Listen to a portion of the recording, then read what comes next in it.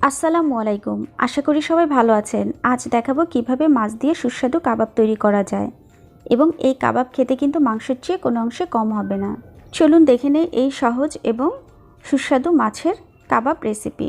মাছের কাবাব করার জন্য আমি মাছের পেটের অংশ নিয়েছি এবং মাছগুলো প্রথমে লবণ এবং সামান্য হলুদ দিয়ে সিদ্ধ করে কাঁটাগুলো বেছে নিয়েছি।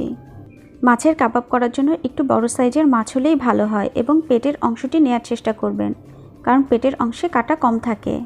মাছগুলো কিছুক্ষণ খুব ভালো মতো করে মাখিয়ে নিচ্ছি।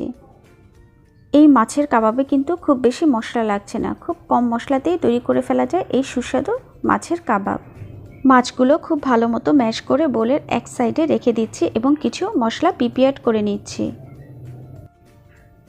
আমি সম্পূর্ণ কাঁচা পেঁয়াজ না দিয়ে পেঁয়াজ কিছুটা বেরেস্তা করে নিয়েছি। বেরেস্তা করে পেঁয়াজ দিলে মাছের কাবাবটি খেতে ভালো লাগে এবং স্মেলটাও ভালো আসে। আমি প্রায় 3টি পেঁয়াজ বেরেস্তা করে নিয়েছি এবং কিছুটা ঠান্ডা করে নিয়েছি যেন মচমচে থাকে। এবার দিয়ে দিচ্ছি কিছু পুদিনা পাতা। আপনাদের পুদিনা পাতায় প্রবলেম থাকলে স্কিপ করে যেতে পারেন, তবে মাছে যেহেতু এক্সট্রা অনেক গন্ধ থাকে তাই পুদিনা পাতা দিলে খেতে ভালো লাগে।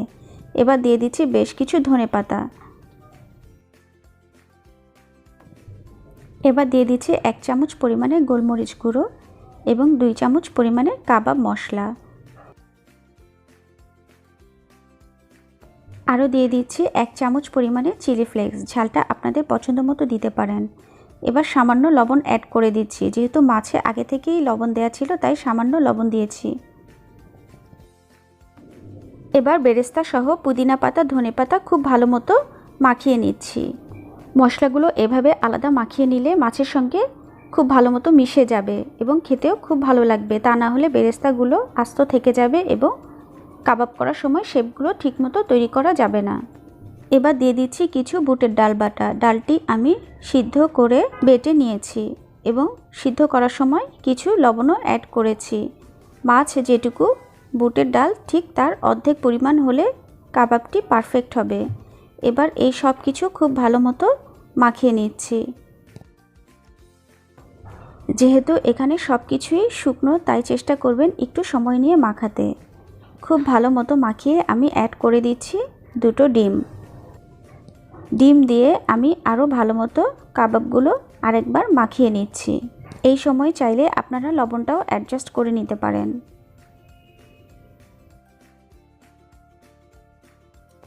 এবার হাতে সামান্য তেল দিয়ে আমি কাবাবের সাইজগুলো করে নিচ্ছি। আমার এই রেসিপিটি যদি আপনাদের ভালো লাগে তাহলে প্লিজ আমার চ্যানেলটি সাবস্ক্রাইব করে আমার সঙ্গেই থাকবেন এবং আপনাদের ভালো মন্দ যে কোনো মতামত আমাকে জানাবেন।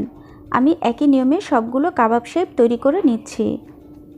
দেখুন আমার সবগুলো শেপ তৈরি করা হয়ে গেছে। এবার সেট হওয়ার জন্য ফ্রিজে রেখে দিচ্ছি 10 মিনিটের জন্য। চলে এলাম 10 মিনিট পরে।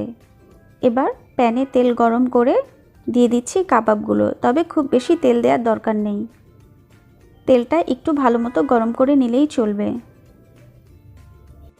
চুলোর আঁচ মিডিয়াম লো করে ভেজে নিতে হবে এবং আমি রেড ব্রাউন করে ভেজে নিচ্ছি, তাহলে মাছের কাবাবটি যথেষ্ট ক্রিস্পি হবে। একবার উল্টে দিয়েছি, দেখুন দেখেই বোঝা যাচ্ছে মাছের কাবাবগুলো যথেষ্ট সুস্বাদু হবে। আমার কাছে অন্ততপক্ষে খুবই ভালো লেগেছে। আশা করি আপনারাও বাসায় ট্রাই করবেন এবং আমাকে আপনাদের মতামত জানাবেন আপনাদের খেতে কেমন লেগেছে। কাবাবগুলো কয়েকবার উল্টে দিয়ে 2 পাশই রেড ব্রাউন করে ভেজে নিচ্ছি। কাবাবগুলো খুব সুন্দর ফুলেও উঠেছে। আমার সবগুলো কাবাব ভাজা হয়ে গেছে। এবার আমি তুলে নিচ্ছি। আশা করি ফাইনাল লুকসটি মিস করবেন না। এই কাবাব ভাত, পোলাও বা এমনি নাস্তাতেও খেতে খুবই ভালো লাগবে।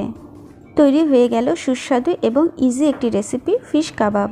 আশা করি আমার এই রেসিপিটি আপনাদের ভালো লেগেছে। আর যদি ভালো লাগে তাহলে প্লিজ আমার সঙ্গেই থাকবেন। নিজের যত্ন নিন এবং পরিবারের যত্ন নিন। ভালো থাকবেন সবাই। আল্লাহ হাফেজ।